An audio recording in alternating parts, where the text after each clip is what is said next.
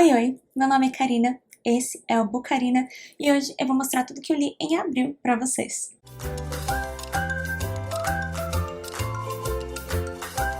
Antes de qualquer coisa, se você ainda não é inscrito aqui no canal, já aproveita e se inscreve e também ativa o sininho de notificações. Dessa forma, o YouTube vai sempre te avisar quando eu postar conteúdo novo por aqui. Também aproveita e me segue lá no Instagram, que eu tô sempre online nos stories, tendo contato ali mais próximo, e no TikTok, que eu tô postando bastante conteúdo e vídeos exclusivos por lá também, porque é bem mais fácil de postar e editar vídeos curtos, né? Então tem bastante coisa nova por lá. Por fim, todos os livros citados aqui nesse vídeo vão estar linkados aqui na descrição com o link de associado da Amazon. Então, comprando por esse link, você ajuda o canal com uma pequena comissão que não muda nada no valor da sua compra. Vamos lá, gente. Vocês já me ouviram falar aqui muitas vezes esse ano que o meu ritmo de leitura tá mais baixo, que eu tô lendo pouca coisa, que eu tô lendo devagar, mas abril eu consegui ler bastante coisa, principalmente focando ali nos mangás e graphic novels que eu tenho aqui também aos montes. Se vocês ouvirem bateção, essas coisas, tá tendo obra aqui do lado de casa, então tá um pouquinho complicado. Eu vou falar por ordem de leitura, não necessariamente separando livros e mangás, porque eu acho mais fácil. A minha primeira leitura, que na verdade, gente, todo esse ritmo de leitura aí começou lá pro meio do mês, dia 16, mas foi Diário dos Gatos, do Junji Ito, que faz parte das minhas comprinhas ali da Feira do Livro da Unesp. Então tem vídeo aqui também do que eu trouxe de lá e um mini vlog, que já saiu, então eu vou deixar linkado. E essa foi a minha primeira leitura, que é basicamente um mangá do Junji Ito, que é um dos meus mangakas favoritos, vocês já devem saber, assim, de cor. Esse aqui saiu pela JBC e é totalmente diferente de todos os outros que ele escreveu, porque é a história dele, da esposa e dos gatinhos que ela obrigou ele a adotar. E ele tem, assim, um ranço pelos gatos, mas quando eles chegam na casa, tudo que ele quer é que os gatos deem atenção pra ele também, de uma forma um tanto obsessiva, de uma forma um tanto Junjito. E aí os gatinhos se chamam Ion e Mu, e aqui tem até a fotinha que eu falei, mano, esse gato só podia ser do Junjito, porque o gato tem uma caveira, uns pelinhos. Esse é o Ion e aí atrás tem o Mu. E é muito fofinho, gente. É bem curtinho, mas é meigo. Principalmente pra quem já conhece as facetas do Junji Ito, é muito engraçado ver ele nesse estilo aqui, todo meigo. Depois eu li os volumes 5 e 6 de Tokyo Revengers. Não tem muito o que dizer, gente. Sobre mangá, eu acho que eu já comentei alguma vez aqui. Eu não gosto muito de dar nota pra volume individual, porque acontece pouca coisa, sabe? Às vezes, um volume de mangá não dá nem um episódio de anime. Então, são coisas que eu prefiro julgar no final a história inteira, e um outro volume que eu falo, nossa, esse aqui realmente foi arrebatador. Esses aqui ainda não tem muito disso, porque ainda tá na história do anime que eu já assisti, então não teve muita coisa assim que eu fiquei wow, mas entrou no arco que eu gosto, que é o arco do Baji, então tá bem interessante e eu super quero continuar acompanhando. Demora um pouco pra sair, né, tá no volume 7 agora, mas tá valendo bastante a pena. É tão impactante e bom quanto o anime. Aí eu finalizei pra valer a minha primeira leitura do mês, que foi Ariadne, da Jennifer Saint. Um adendo que também lá no TikTok eu postei um videozinho com todos os livros que eu comprei e ganhei ao redor da data do meu aniversário e que eu separei aqui pra ler tudo, assim, em sequência. Ó, esses aqui vão ser as minhas próximas leituras. Eu encaixo um ali e um aqui que não fazem parte desse livro, desse amontoadinho, mas esse aqui faz parte, esse aqui foi presente da minha sogra com o dedinho ali do meu marido. E eu li e gostei muito desse livro. Eu finalizei ele com 5 estrelas, eu sou uma leitora muito emocional, então às vezes mesmo com problemas, eu acabo dando 5 estrelas para os livros como eu me sinto, que foi o caso desse livro. Aqui a gente vai conhecer a história da Ariadne, que é a irmã do Minotauro, filha de Minos, filha da moça que eu esqueci o nome, que eu sempre esqueço o nome, ela tem um nome muito difícil, Azifai, alguma coisa assim, a gente não lembra o nome dela não lembro, mas enfim.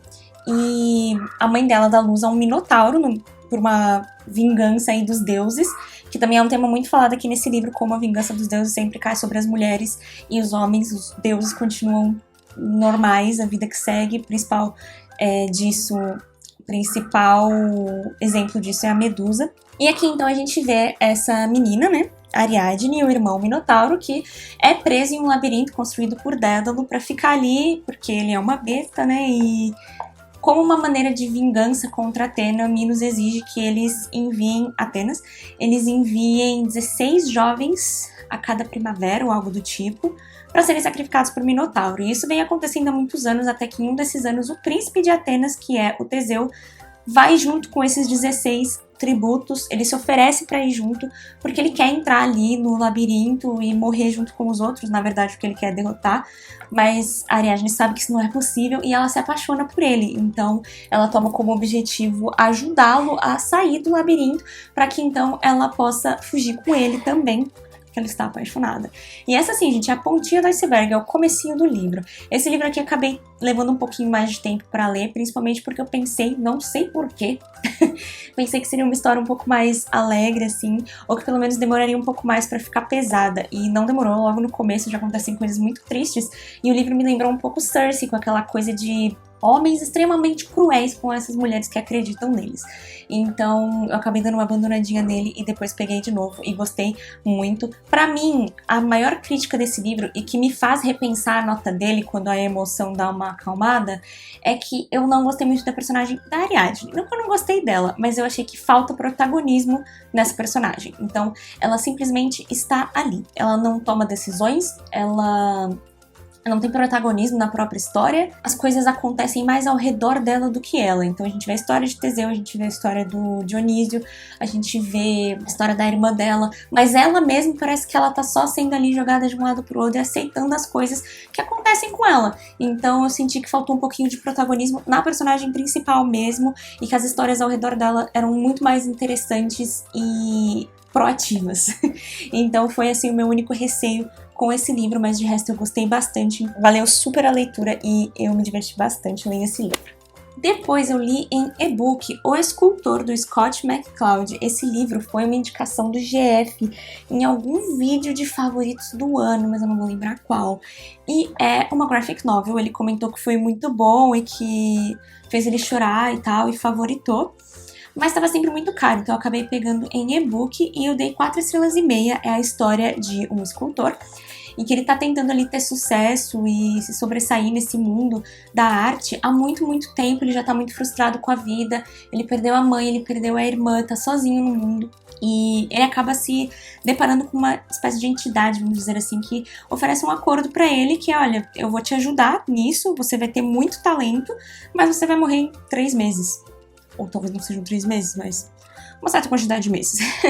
E é basicamente isso, e ele aceita esse acordo e a gente vai ver então tudo que ele vai fazer nesse tempo para tentar atingir o objetivo dele, porque não é assim uma magia negra de amanhã você vai estar famoso. Ele só vai dar um empurrãozinho ali para ele conseguir atingir seus objetivos, e a história ela é realmente muito bonita. O final era algo que eu não esperava e foi também assim, o último quadro, assim, né, a última parte dessa graphic novel é muito, muito bonita e vai falar de vários temas, vai falar de síndrome do impostor, de depressão, de ansiedade, muitos temas ali meio que camuflados, e é muito, muito bom mesmo. Mas não dei 5 estrelas porque eu achei que seria um pouco mais. Eu não gosto muito dessas coisas artísticas subjetivas, porque eu não sou tão inteligente para essas coisas. Então, por isso que eu não dei 5 estrelas. Aí, outro dos livrinhos que eu comprei ali ao redor do meu aniversário, A Noiva do Deus do Mar, da XO, faz parte de um livrinho, eu até mostrei no meu unboxing de aniversário, que eu comprei daqueles livros, você não sabe qual é? E, gente, eu gostei bastante. Isso me surpreendeu porque, conforme eu fui entrando na leitura, eu fui percebendo que é um livro YA, e aí eu pensei, puxa, essa personagem vai me irritar. Mas não aconteceu, eu achei um livro super fofinho. Eu amo essas mitologias asiáticas, pelo jeito, porque todo livro que eu pego que tem esse tipo de mitologia, eu me apaixono. É um livro que me lembrou muito A Noiva Fantasma, da Yang Zichu, que é um dos meus favoritos, exatamente por essa mitologia de mundo dos mortos, que também tem nesse livro, apesar de que essa aqui a autora é coreana. Agora eu não lembro se da Yang Zichu era malaya, alguma coisa do tipo. E é um livro super curtinho, vai falar dessa personagem que eu já não lembro o nome, porque eu sou péssima com nomes, a Mina, que ela mora nessa região em que há gerações, toda época de tempestades, eles sacrificam uma noiva pro deus do mar, porque dizem que aconteceu uma coisa muito ruim com ele ali naquela região, e ele sente muita raiva e manda tempestades, afoga as plantações. Então, para aplacar essa raiva dele todo ano, eles mandam uma noiva para ele, para tentar, enfim, fazer com que essa raiva vá embora. embora, e aí no ano seguinte a raiva volta, eles mandam mais uma, tentando descobrir quem, né, vai finalmente conseguir livrar eles dessa maldição. E aí a Mina começa a história com eles num barco, na verdade o barco levando a próxima noiva pro deus do mar, e ela percebe que o irmão dela tá no barco, sendo que uma das regras é que não tenha homens nesse sacrifício, principalmente que não seja um homem que seja relacionado, porque a noiva do deus do mar desse ano é a pessoa por quem o irmão dela é apaixonado. Então ela vai junto no barco, quando a menina meio que fica ali indecisa, ela se joga no lugar dela pra ser a noiva do deus do mar.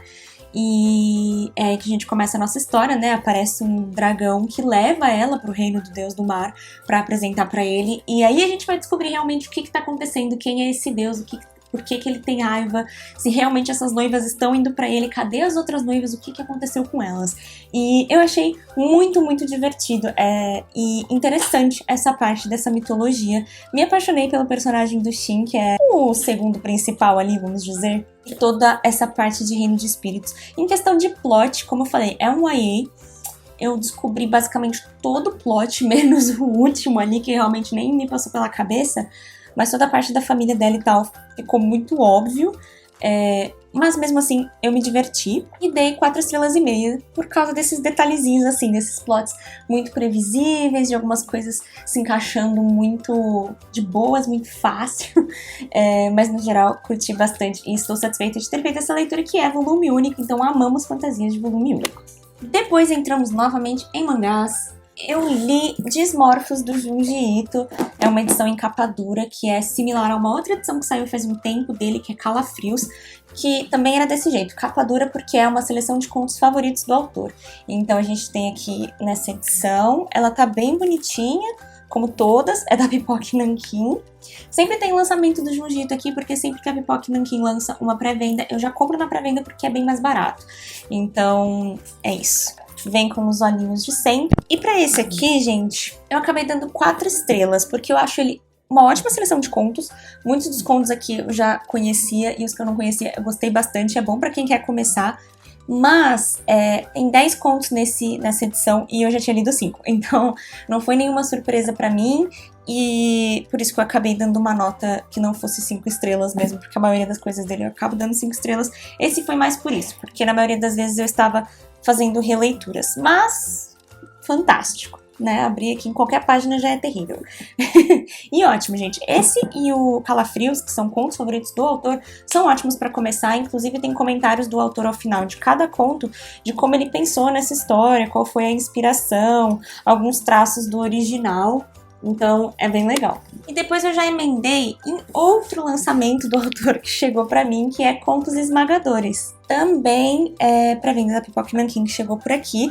E esse aqui eu mostrei... A maioria desses livros, gente, na verdade... Acho que Ariadne não, mas Noiva do Deus do Mar, os mangás, Desmorphos, esse aqui, estão espalhados aí em vlogs de leitura que eu fiz de feriados. Eu acho que esses aqui são do feriado da Sexta-feira Santa? Não sei, vou deixar aí linkado também se já tiver saído. E esse aqui eu fiz unboxing por lá e é uma edição muito legal. Esse eu dei 5 estrelas e favoritei, porque tem contos muito bons. Eu acho que eu conhecia um só dessa edição, então foi bem surpreendente pra mim. E porque aqui tem um conto que é do futuro do Swish, que é um dos meus personagens favoritos, um dos mais famosos do Junji Ito. E aí tem um conto aqui de como é a vida futura dele, supostamente, e da família e tudo mais. E foi assim, tão mind-blowing pra mim, que eu fiquei, meu Deus, que fantástico! Eu gostei muito desse conto, e muito dos outros também. Assim, tem uns contos bem tensos. E ele vem com o marcador de olhos, e com isso aqui, que são cartinhas de tarô.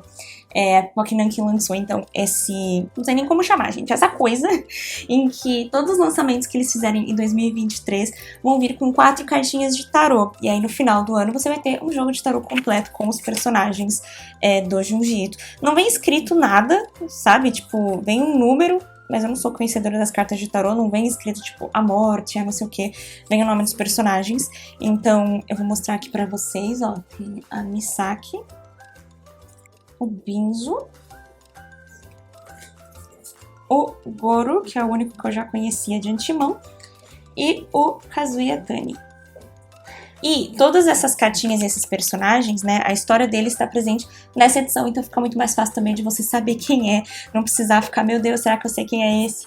E, enfim, eu gostei muito, gente. E aqui a edição por dentro, como sempre, tenebrosa, né?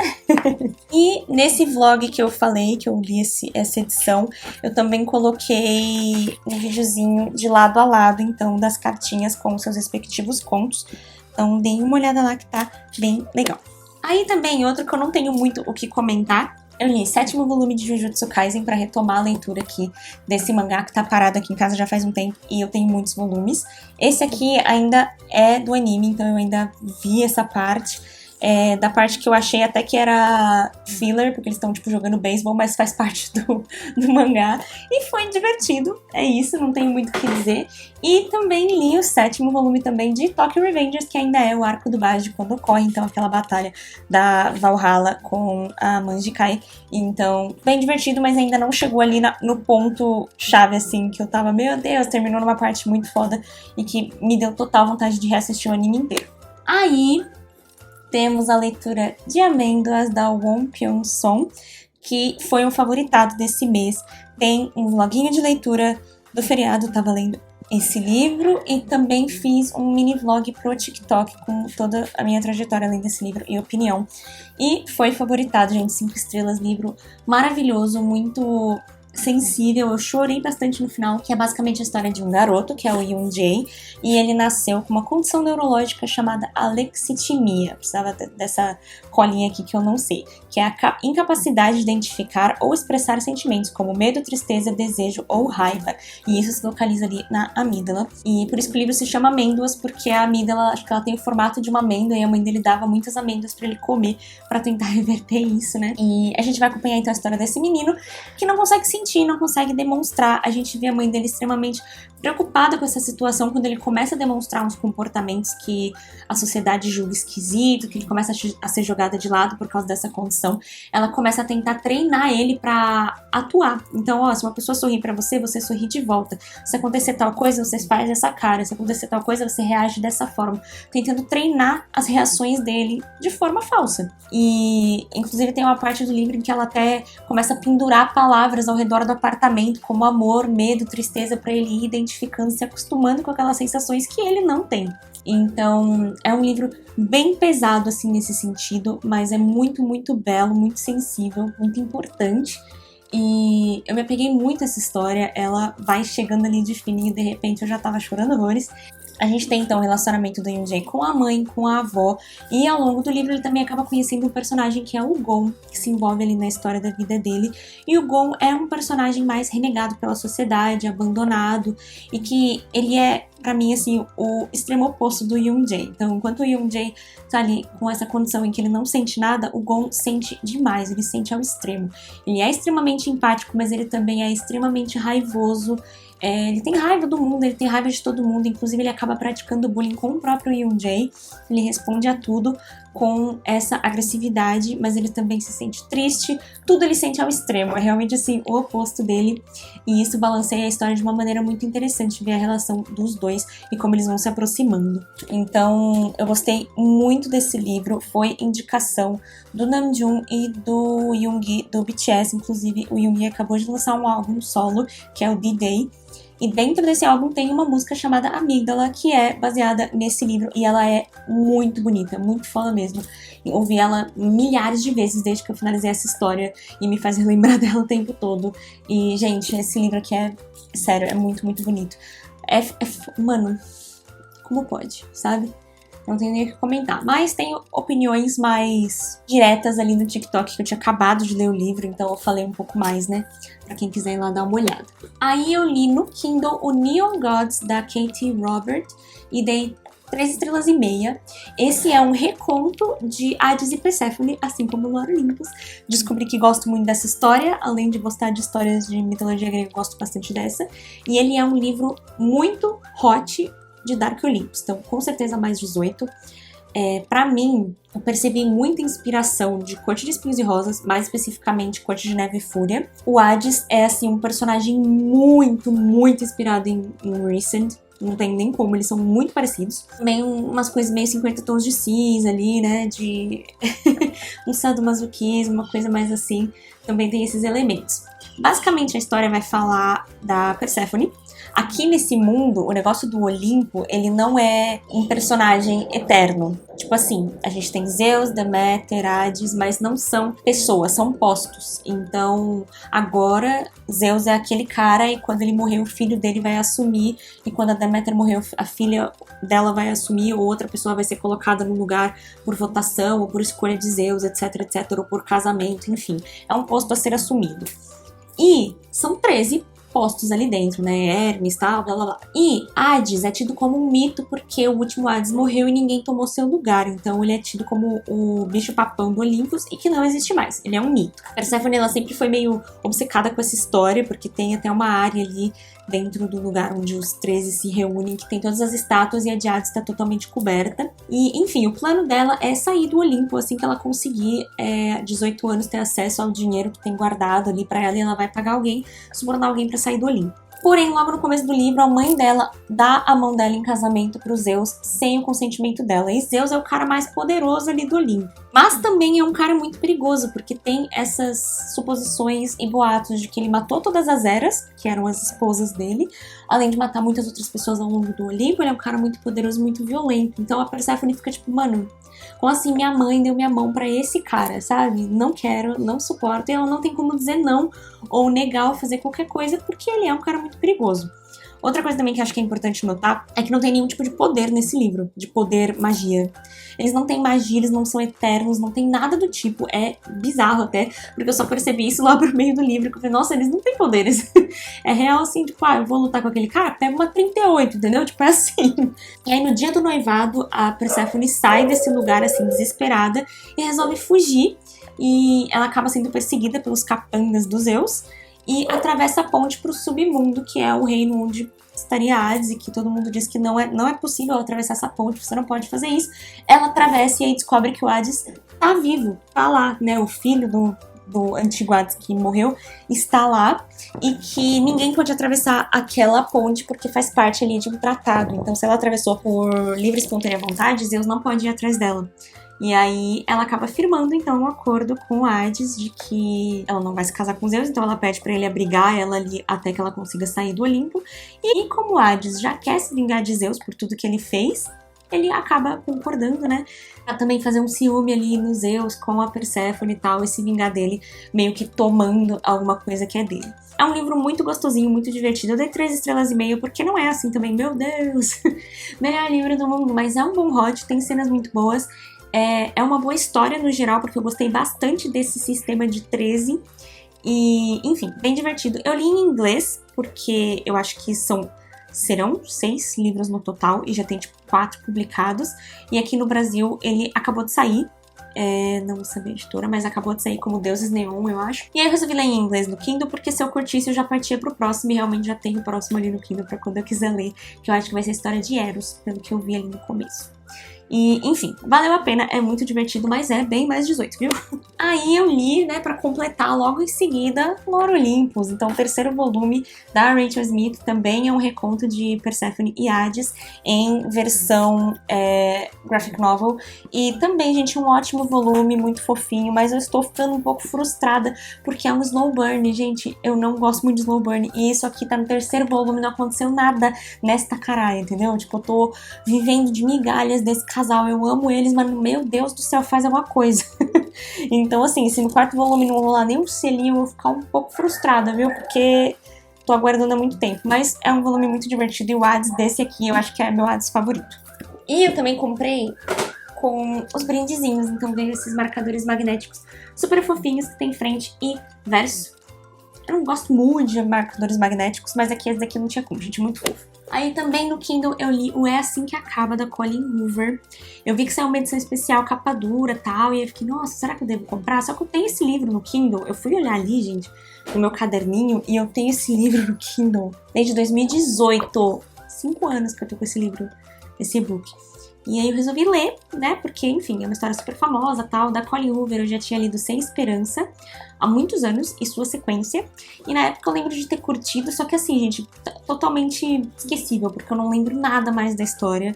Eu acho que eu lembro só o plot, tipo, se eu fosse reler eu já ia saber, mas não lembro mais nada além disso. E eu li Verity, que eu gostei muito, mas que não é o gênero principal ali que a Colleen Hoover escreve. E depois eu li Lila, que era pra ser similar a Verity, mas foi um dos piores livros que eu já li na minha vida. Então, assim, minha relação com ela é um tanto quanto conturbada. Esse livro é um estouro no TikTok, no YouTube e whatever. E eu resolvi ler e finalizei ele com 3 estrelas. Também falei dele num vlog aí, acho que no último vlog de feriado que eu fiz. O que eu tenho a dizer sobre esse livro, então? Eu gostei da escrita dela, é uma escrita envolvente, eu li o livro bastante rápido. O tema também eu achei muito importante, porque eu acho que foi a primeira vez que eu li um livro que fala assim, de violência doméstica e relacionamento abusivo, em que eu consegui entender a personagem 100%. O fato dela perdoar, o fato dela continuar, fez muito sentido com a história que estava acontecendo ali, com as desculpas que o personagem dava, e eu ficava tipo, poxa, isso faz sentido. Ah, coitado, depois fala, não, peraí, não é assim, sabe? Tipo, chegou até a me dar uma assustada, assim, o quanto eu consegui me colocar no lugar daquela personagem e pensar, será que eu devo acabar tudo mesmo ou dar mais uma chance? E pensando como ela pensou, sabe? Tipo, mas ele só explodiu dessa forma porque ela fez isso. Se ela não tivesse feito isso, ele não teria feito aquilo, sabe? Tipo, se culpabilizando mesmo. Então, eu achei um relato bem importante.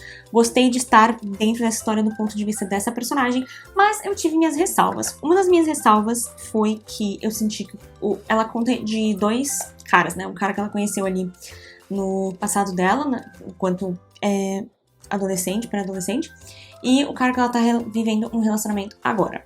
Eu senti que na maioria das partes, esse relacionamento antigo dela, pelo menos nesse livro, só serviu mesmo como um combustível, como algo pra estourar esse relacionamento abusivo e essa violência doméstica, e não enquanto algo realmente sólido e plausível, sabe? Eu senti que foi isso.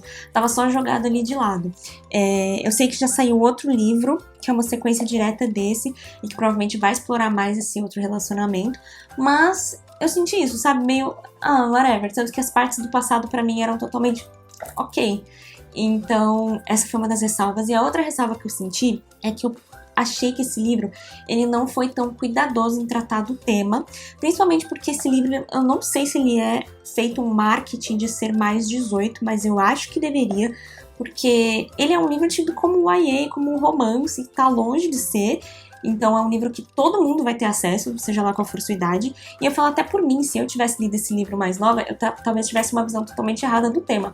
Porque eu senti que a autora meio que fez uma coisa muito utópica em que essa personagem tá vivendo uma violência doméstica e ela resolve tudo por baixo dos panos. Ninguém fica sabendo, ela não pede ajuda pra ninguém, ela não tem um apoio psicológico, ela não chama uma polícia, ela não vai no hospital. A única pessoa que fica sabendo por conta própria, não porque ela vai assim atrás, sabe? Então, e tudo se resolve ali, no interno, ninguém sabe, a vida continua. Eu achei isso muito tópico e um tanto quanto perigoso, porque assim, como que essa pessoa, sabe, pelo menos não faz uma terapia, gente? Pelo menos, assim, um caminhamentinho ali psicológico, alguma coisa. Eu achei isso um pouco irresponsável, assim, sabe? Claro que depende, vai depender da sua maturidade, enfim, é a minha opinião. Eu falo como eu mesma, se eu tivesse lido esse livro com 15 anos, por exemplo, eu teria essa visão de que se acontecesse comigo, eu não deveria falar pra ninguém. Porque, obviamente, as pessoas também se sentem envergonhadas com a situação, apesar de não fazer sentido. E aí esse livro só talvez me mostraria que, pô, eu acho que eu consigo resolver sozinho, eu acho que eu não preciso de ninguém. E muitas vezes não é assim. Então essa foi uma das coisas que também me incomodou um pouquinho nesse livro aí. E é isso, gente, eu não achei ele tudo isso que é falado assim nas redes, melhor livro do mundo, meu Deus, chorei horrores, inclusive não chorei nada. Eu não consegui me apegar muito aos personagens, eu não gostei da Lily, não sei, não curti a personagem, não consegui me conectar em nada com ela, eu acabei gostando mais dos outros personagens do que dela, no geral. Então, 3 estrelas foi um livro ok, mas também vai ser um livro que eu acho que daqui a um tempo vai ser totalmente esquecível pra mim. Por enquanto, o único livro da Colleen Hoover mesmo que ficou comigo foi Verity. E vamos pro último livro, que foi A Nona Configuração, do William Peter Blatty. Esse livro aqui também veio da Feira do Livro da Unesp. E, gente, pior leitura que eu fiz no ano até agora, eu dei 1 estrela pra esse livro. Finalizei o mês, assim, de uma forma bem cagada. Esse livro aqui, então, William Peter Blatty é o autor de O Exorcista. Eu tava muito animada pra esse livro exatamente por ser esse autor. É uma edição que tá bem bonita, talvez eu mantenha ela pra fazer parzinho mesmo com o meu, porque é muito bonito esse livro. Mas ele vai falar de um lugar, uma mansão assim meio medieval, gótica, que é transformado em um instituto psiquiátrico para pessoas que trabalham para o governo, especificamente generais, soldados, astronautas, que acabam tendo esses surtos psicóticos, psicológicos, são mandados para essa instituição, e aí o governo manda um psiquiatra para analisar se eles realmente estão com problemas, estão doentes, ou se eles estão fingindo para sair da guerra e dos problemas dos trabalhos. E a premissa até que é interessante, mas o livro em si nada mais é do que muitas e muitas páginas de filosofia de gente louca. Então, tipo, pacientes que entram ali no consultório dele do nada e começam a filosofar sobre coisas que não tem nada a ver, e o cara tá tentando fazer sentido daquilo que eles estão falando. No final tem um plotzinho assim, até que legal, um plot twist que eu fiquei interessante, mas basicamente a Uma Estrela veio daí, porque de resto é simplesmente maçante, chato e não faz sentido. Não gostei desse livro. Se você gosta muito do Exorcista, assim como eu, fica só nele mesmo, porque simplesmente não vale a pena, até porque esse livro é mais caro do que o Exorcista, apesar de ser menor. É belo, mas o Exorcista ainda é mais bonito também de edição. Então, assim, não valeu a pena, gente. Ele vai ficar aqui só por beleza mesmo. E foi isso! Tudo que eu li em abril. Tô bem satisfeita com esse mês de leitura. Não vou me cobrar muito, porque, né, como vocês viram, janeiro, fevereiro, março, aí abril, de repente, maio provavelmente vai ser, de novo. Enfim, espero que vocês tenham gostado desse vídeo. Se você gostou, não se esquece de deixar o joinha aqui embaixo para ajudar na divulgação do canal. Se tiver alguma indicação de vídeo, TikTok ou de livro pra mim também, deixa aqui nos comentários que eu vou adorar saber. E a gente se vê no próximo vídeo. Tchau, tchau!